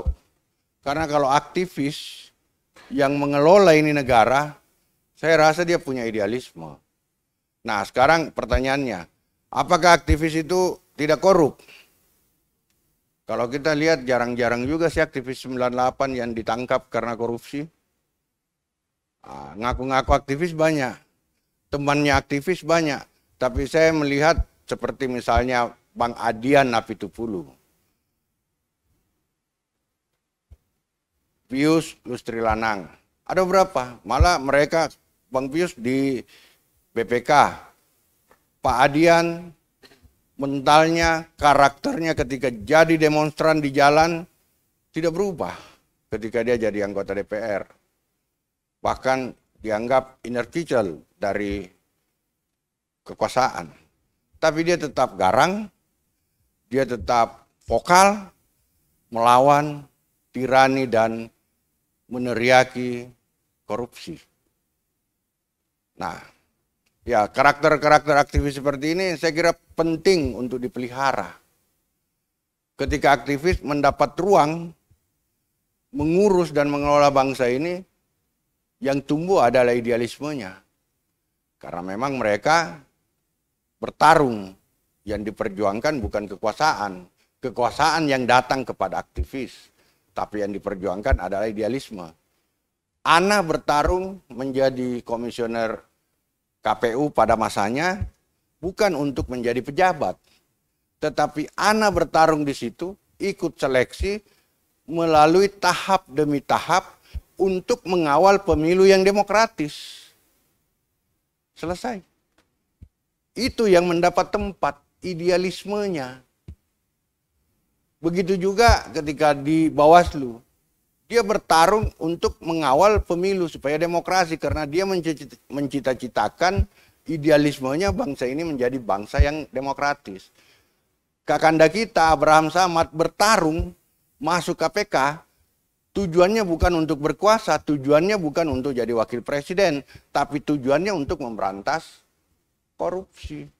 Kenapa? Aktivis punya ruang sekarang di negeri yang sudah bebas, di negeri yang punya catatan demokrasi yang baik, Indonesia ini, hari ini. Nah, kenapa ruang ini tidak Anda manfaatkan untuk mengabdi, untuk mempertaruhkan idealisme yang kita punya. Supa Atana kuliah di Iran bukan untuk menjadi doktor, tapi untuk membawa ilmunya, menyebarkan kepada mahasiswa. Di balik pengetahuannya ada idealisme. Nah, itu yang penting. Idealisme ini terpelihara. Kalau kita reformasi sebaik apapun sistem, sebaik apapun agenda reformasi disusun, kalau bangsa ini dikelola oleh orang yang tidak punya attitude, kepribadian, maka sistemnya akan rusak. Jadi yang harus kita miliki dulu, ada mahasiswa ya kepribadian. Kalau sistem, kita sudah bagus. Presiden dipilih langsung, dulu enggak. Kita tidak pernah merasakan memilih presiden. Sekarang Anda memilih presiden yang Anda suka. Dulu bersuara begini yang kita hadapi hak asasi manusia. Yang lebih jahat sekarang, kejahatan di atas korupsi adalah penindasan hak asasi. Karena bukan lagi uang negara dirampas, bukan uang negara yang dirampok, tapi kemerdekaan kita yang dirampok, hak asasi kita yang diinjak-injak. Nah, yang paling mengkhawatirkan saya, kalau korupsi insya Allah akan mengalir seperti air dan akan menimbulkan efek jerah. Tinggal kita kawal institusi-institusi hukum, kepolisian, kejaksaan, KPK untuk memberantas. Dan sistemnya sudah tegas dan tidak pandang bulu. Bisa kita lihat. Nah, yang kurang dari kita ke depan yang saya mau bicara ini, 25 tahun refleksi reformasi, yang harus hadir di negeri adalah generasi yang berkepribadian. Seperti kan sebenarnya tujuan awal kita berbangsa dan bernegara ini, tujuan pembangunan kita itu tak paleki. Yang dulu para founding father, dia minta bangunlah jiwanya dan bangunlah badannya. Kita sudah, yang harus kita bangun kepribadian bangsa. Pak Jokowi sudah bikinkan kita infrastruktur jalan, sudah bikinkan kita bandara, Pak SBY sudah membuka keran demokrasi, Ibu Mega, Habibie sudah mengantar kita berdemokrasi. Berarti sekarang kita harus menjadi pribadi yang siap bertarung hidup di negeri yang demokratis. Nah, kalau kita punya kepribadian, pengelola, penyelenggara negara kita, orang-orang berkepribadian, saya yakin biar disuruh korupsi tidak mau. Ana karena punya kepribadian, dia punya kesempatan untuk korupsi. Tetapi ketika dia jadi komisioner KPU, saya telusuri tadi di handphone saya, jejak digitalnya, tidak ada pun satu kata Ana Mardiana terkait kasus korupsi. Tangan dulu. Akhirnya saya bangga karena saya kenal dia aktivis, dia demonstran, dia pekerja pers, punya idealisme. Saya cari Supa Atana, alhamdulillah saya tidak menemukan jejak-jejak korupsi. Yang saya temukan adalah pikiran-pikiran yang brilian yang ada di algoritma handphone saya, pencarian. Saya cari Hasbi Lodang, pernah jadi komisaris PTPN, pernah jadi sekarang komisaris Pelindo Daya Sejahtera. Coba, BUMN basah, tapi tidak ada jejak korupsinya. Saya coba cari nama saya, anggota DPRD Maros, Akbar Endra, kasus korupsi. Yang ada adalah Akbar teriaki kasus-kasus korupsi.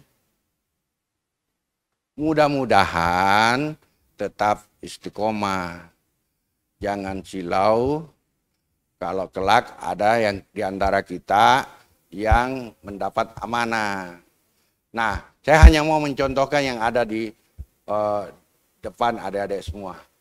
Bahwa mereka ini punya jejak digital yang baik. Nah, kita berdoa negeri ini dipimpin oleh aktivis di masa akan datang. Juga kita berdoa Unhas jaya bos, Pak Supa. Unhas ini pernah di awal reformasi, ya ini refleksi 25 tahun reformasi. Awal reformasi, Presiden Gus Dur terpilih, Rektor Unhas jadi menteri. Megawati terpilih, Rektor Unhas jadi Menko Kestra, Prof. Basri Hasanuddin. 25 tahun reformasi, kita berharap, juga kita berdoa, Rektor Unhas jadi menteri. Karena Unhas adalah kampus perjuangan reformasi, sejarah mencatat itu. Terima kasih Pak Supa. Mantap, orasi yang luar biasa saya kira. Ada tambahan dari Bang Uki tentang peranan generasi muda, silahkan. Dan mungkin juga tentang kasus korupsi ditanggapi. Oke, tadi ada yang sempat bertanya ya. Tapi sebelum saya memberi tanggapan itu, saya apresiasi semangatnya Kak Akbar. Tadi itu seperti mau membakar ban lagi di depan kita semua. Masih semangat. Saya pikir itu yang perlu kita lihat ya, bahwa semangat perjuangannya masih terawat. Nah, tadi ada yang bertanya soal peran generasi muda ya pasca reformasi ini. Tadi saya sambung bahwa selain dari ada tanggung jawab generasi dari generasinya Kak Akbar, Kak Hasbi, Kak Ana, teman-teman juga tentu punya tanggung jawab penting bahwa perubahan ini harus dilanjutkan.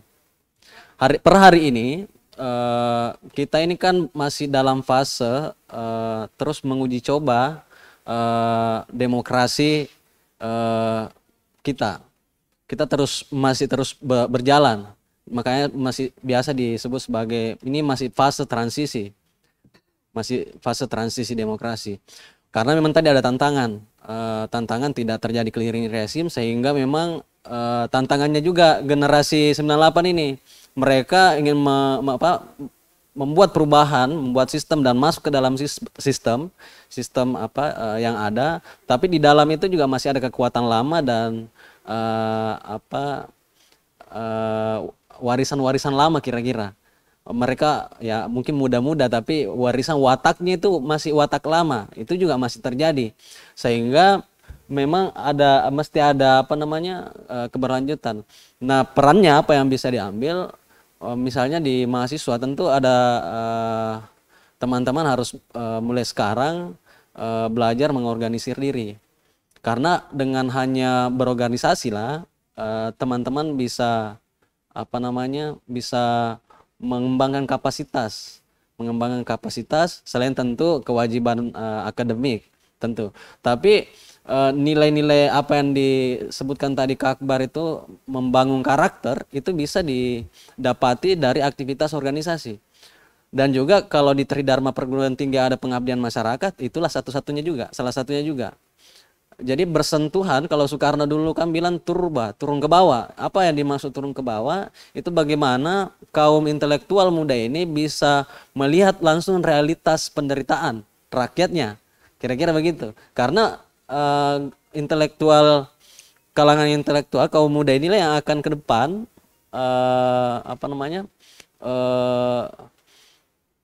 bekerja, mengabdi, mengembangkan, mengarahkan bangsa ini, kira-kira begitu. Nah, kalau dia tidak pernah melihat realitas itu, bagaimana dia punya gagasan soal perubahan?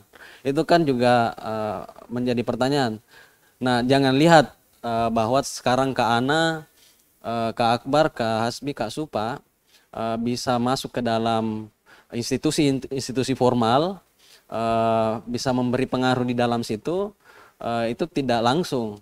Jadi ada proses panjang, mereka itu berorganisasi, mereka mengorganisir rakyatnya, mereka ada masalah, mereka ikut terlibat dalam advokasi kasus dan sebagainya. Dan itu bertahun-tahun mereka lakukan, jadi ada proses. Dan mereka mengorganisir diri, makanya saya tadi sebutkan itu peran kuncinya. Tentu untuk apa? Terlibat dalam partisipasi, terlibat langsung dalam proses pembangunan, ya sekecil-kecilnya kan mungkin lewat kampus dan sebagainya, lewat penelitian dan sebagainya, pengabdian masyarakat.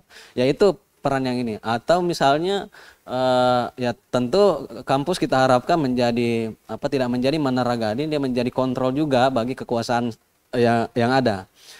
Sebab kalau kampus menurut saya seringkali kami diskusi bahwa sederhana melihat satu kondisi negara, lihat saja kondisi kampusnya ke depannya.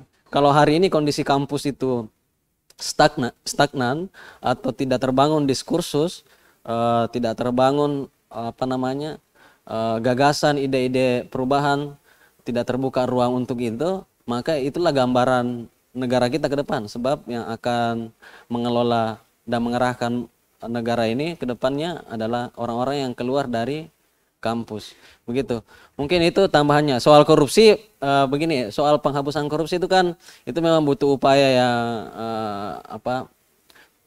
yang terus-menerus, dan tentu tidak hanya diserahkan misalnya ke institusi seperti KPK, tidak, tentu. Butuh satu partisipasi. Ini juga tadi kaitan dengan keterlibatan. Teman-teman harus ikut terlibat dalam proses pengawasan. Tadi Kak Ana sudah menjelaskan bahwa di dalam proses pemilu juga, dalam proses penjaringan sudah ada satu sistem bagaimana mengawasi aktor-aktor politik yang akan kemudian dikontestasikan dan kemudian dipilih. Jadi ada model tracking rekam jejaknya, sehingga kita bisa berpartisipasi, termasuk teman-teman ketika mengetahui ada orang tertentu, dia misalnya mau berkontestasi untuk jabatan publik tertentu, kemudian teman-teman tahu ada informasinya, ya kan, itu bisa dilaporkan. Sebenarnya sudah sistem itu sudah mulai terbangun. Tapi terkait dengan korupsi tadi, kawan-kawan, memang ada tantangannya, sebab ini tentu harus diperbaiki ke depan. Kalau di pemerintahan tentu sudah didorong bagaimana transparansi itu berjalan dengan baik, akuntabilitas itu bisa berjalan dengan baik. Walaupun misalnya kenapa sih ada pertanyaan, kenapa sih misalnya banyak sekali pejabat publik, pejabat politik terutama itu terjerat korupsi? Karena memang masih ada kira-kira sekrup di dalam sistem kita ini yang longgar, sehingga masih ada celahnya gitu kira-kira. Apalagi kita paham bahwa sistem politik kita masih sangat berbiaya tinggi. Ini juga jadi pengaruh. Saya pernah diskusi salah satu praktisi demokrasi itu, Jerry Sumampo, dalam satu pelatihan, dia bilang sebenarnya pemberantasan korupsi itu tidak bisa ditekankan lewat penegakan hukum, karena ini harus didekati juga lewat gerakan kebudayaan. Sebab ini kan agak sedikit bercampur dengan sisi di mana ada sekrup sistem tadi yang longgar, sama ada praktek-praktek di dalam masyarakat memang secara nilai sebenarnya bagus, tapi di dalam itu dibawa ke dalam ketika dia agak sulit membedakan ketika dia menjadi seorang pejabat publik gitu. Kebiasaan memberi, berterima kasih dan sebagainya, ini kan juga jadi tantangan. Dia tidak sadar saya ini sudah pejabat publik, jadi kebiasaan-kebiasaan itu sudah tidak bisa saya lakukan. Itu tantangannya. Sehingga dia bilang ini termasuk misalnya bagaimana money politik itu terjadi. Dia itu hari saya diskusi bilang tidak bisa. Bagaimanapun kita bangun perangkat hukumnya, money politik itu kan tetap terjadi. Yang harus dilakukan adalah bagaimana terus mendorong kesadaran kesadaran warga negara ini agar tidak termasuk kesadaran politiknya agar tidak mau menerima dan memberi peringatan kepada oknum-oknum politik, oknum aktor politik yang ingin melakukan transaksional kepada warga negara. Itu harus dilakukan. Termasuk teman-teman misalnya, kalau per hari ini teman-teman saja yang kalangan intelektual masih terlibat dalam praktek-praktek seperti itu, ya itulah gambaran di masyarakat kita juga akan terjadi. Mungkin itu, terima kasih kesempatannya saya ucapkan banyak terima kasih ke Unhas TV, ke Hasbi, Pena 98, ke Akbar, ada Kak Ana. Saya sebenarnya agak beruntung bisa mengenal mereka juga, banyak bertanya dan sebagainya. Dan saya harap teman-teman yang sekarang masih kuliah manfaatkan waktu dan coba berinteraksi dengan generasi sebelumnya, karena banyak sekali pelajaran yang bisa kita ambil, terutama sejarah ya. Saya biasa kalau baca buku itu kadang-kadang kurang, baca sejarah gerakan reformasi kadang-kadang kurang puas, makanya biasa saya tanya langsung, dan saya beruntung bisa bertemu mereka. Terima kasih. Assalamualaikum warahmatullahi wabarakatuh. Ya, terima kasih Sobat Akademika Unhas. Tentang peran generasi muda, saya kira memang pada setiap momentumnya harus ambil peran, ya, harus ambil peran, dan saya kira manfaatnya sangat besar. Dan salah satunya yang kita bisa saksikan hari ini, dan ketika Bung Akbar tadi menjelaskan bagaimana dia melihat teman-temannya pada waktu 98 yang mungkin pada saat itu tidak ada arah yang jelas.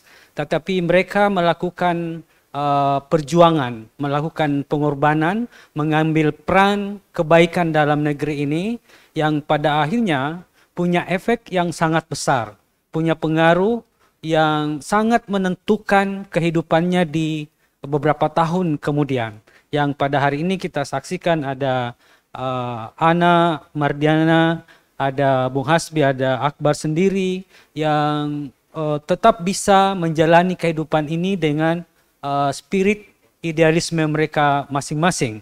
Nah, oleh karena itu, semoga saja apa yang kita lakukan hari ini, melakukan refleksi reformasi 98, itu juga adalah salah satu peran, adalah salah satu pengorbanan yang kita harapkan itu akan berefek positif juga di hari-hari mendatang.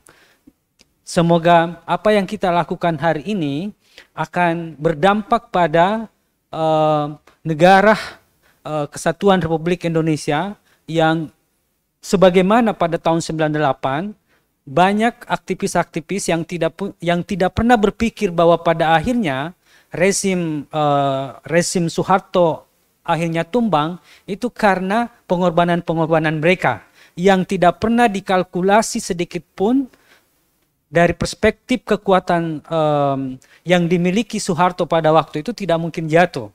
Tetapi begitulah kemudian intervensi Tuhan manakala banyak kemudian orang melakukan pengorbanan-pengorbanan. Tentu saja mereka pada waktu itu bukanlah manusia-manusia sempurna, tetapi paling tidak ada sesuatu yang sakral yang mereka perjuangkan untuk kemanusiaan, untuk kebaikan bersama. Mungkin di situ juga ada sela-sela kebanggaan diri, mengekspresikan diri, tapi apapun itu tujuannya adalah bagus. Ya, perjuangannya yang disuarakan adalah bagus dan itu ternyata berefek positif bagi diri secara pribadi maupun masyarakat. Nah, oleh karena itu saya kira dalam proses belajar juga mahasiswa harus berani untuk mengambil peran, berani harus berkorban karena ternyata itu adalah kunci kemudian menjadi event-event dari setiap sejarah, etape-etape sejarah yang sangat punya efek pada setiap kejadian, yaitu di mana setiap orang memberikan pengorbanan. Dan semoga saja apa yang kita lakukan hari ini, melakukan refleksi 25 tahun reformasi, juga adalah sebuah peran, sebuah pengorbanan yang sekali lagi kita harapkan secara sosial maupun secara institusi. Universitas Hasanuddin, terkhusus institusi Unas TV. Semoga dengan refleksi ini, Unas TV akan semakin jaya ke depan.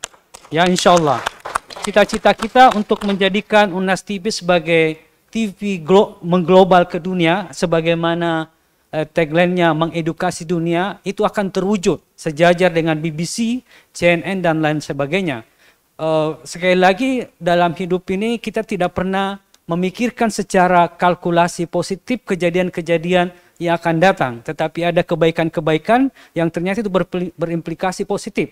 Dan sekali lagi kita mengharap dengan refleksi reformasi 25 tahun, Universitas Hasanuddin akan semakin jaya bersama dengan kejayaan Unas TV.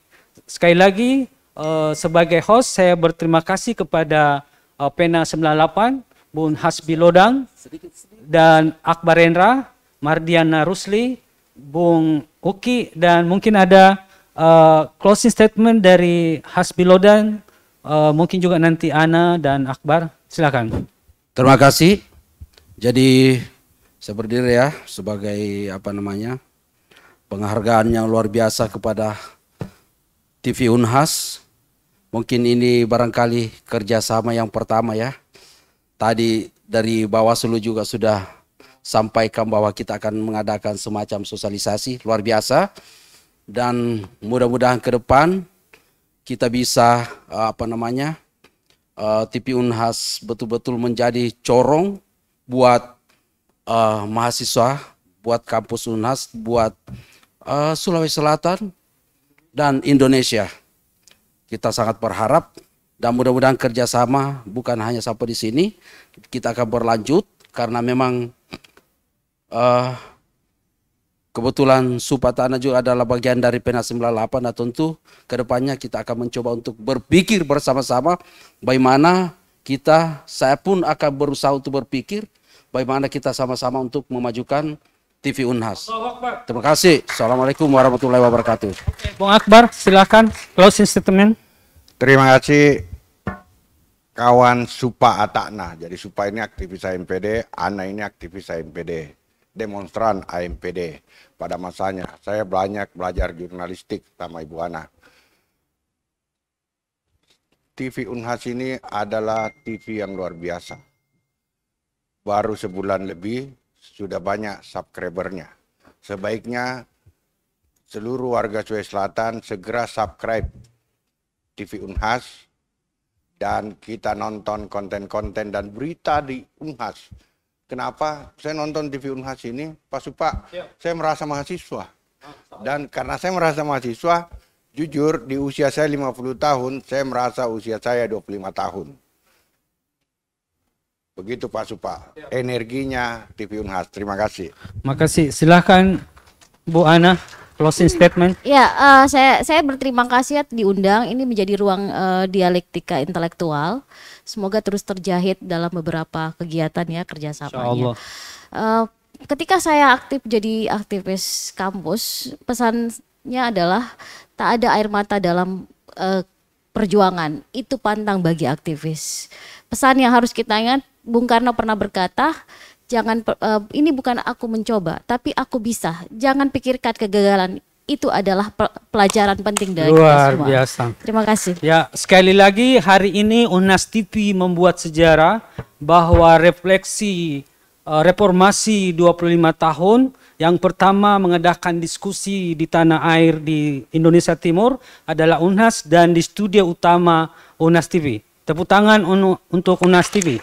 Semoga sekali lagi sejarah ini memberikan efek yang bagus kepada Unhas dan juga Unhas TV dan juga negara Republik Indonesia. Terima kasih kami ucapkan dari Unhas TV sekali lagi kepada Bung Akbar, Bung Hasbi, Bu Ana dan Bang Uki dan juga para mahasiswa yang hadir pada hari ini. Semoga kita selalu bisa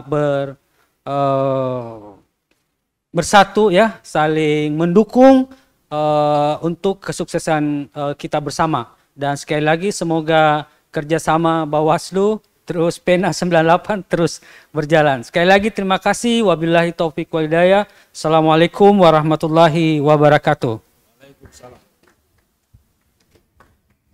Mungkin